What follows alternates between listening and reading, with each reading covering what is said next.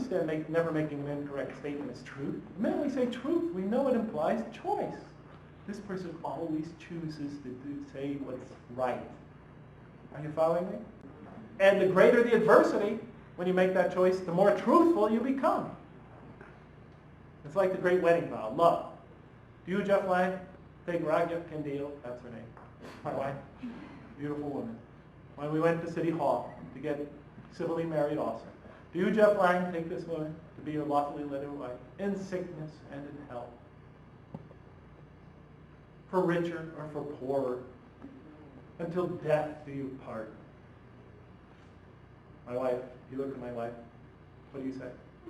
I do. He looked at me, I said, whoa. Inside it was a joke. My wife was going to kill me. But, he made it sound so weighty, You could think this person like sickness and poverty, and no matter how hard it gets. But when he said that, he was saying just what I said. He was emphasizing through suffering. Do you understand this choice? Are you using your intellect here? Are you ready to make this choice? Do you do it? One young lady once said to me, Jeff, you never really loved me. Because when the going got tough and things got hard, you just got up and left. And she understood.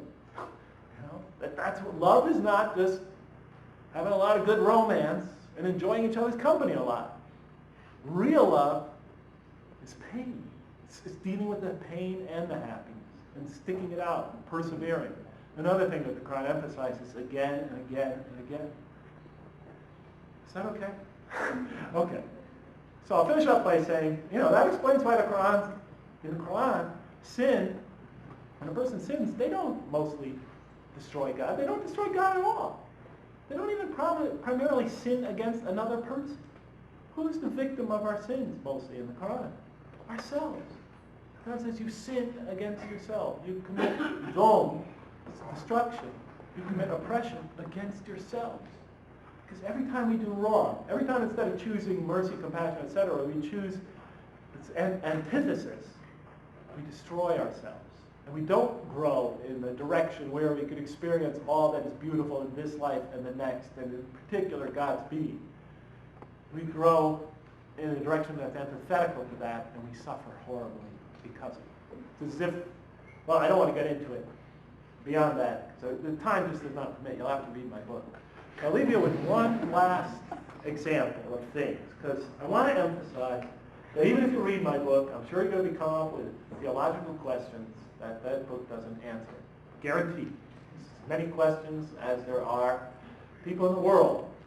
But the important thing is, just because you can't answer a question doesn't mean a rational answer is out there.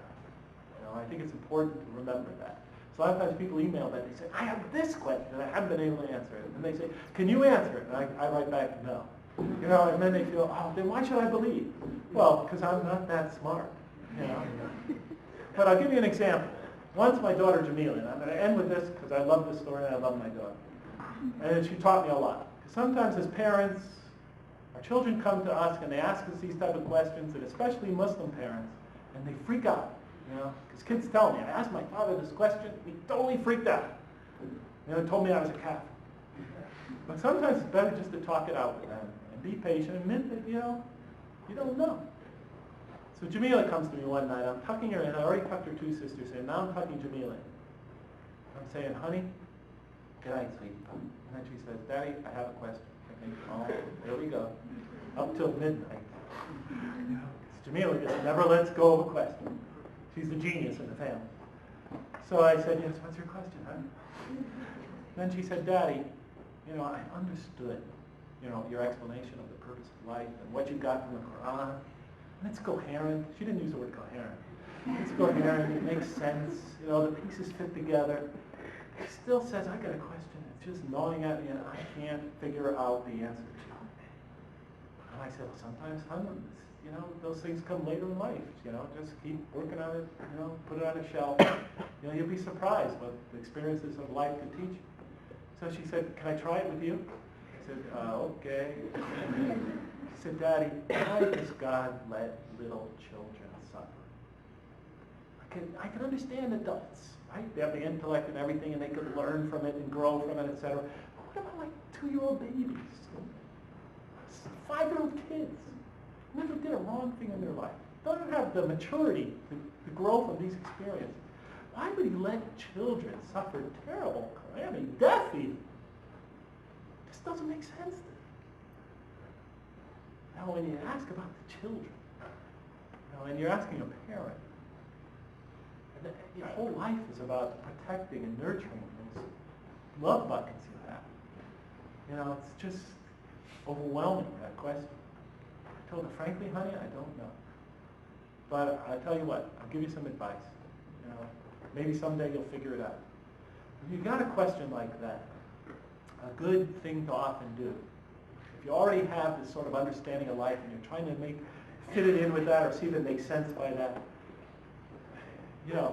if you got something like that, assume the opposite. Assume the opposite. And see if it fits with how you understand life and our existence. Are you following me? She said, not at all. I said, let me give you an example. Let's assume that it's not as you say.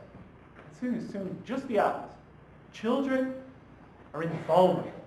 God made it so that children could never suffer up until a certain age. What age would you like to say when childhood ends? I don't know, Daddy. Pick your age.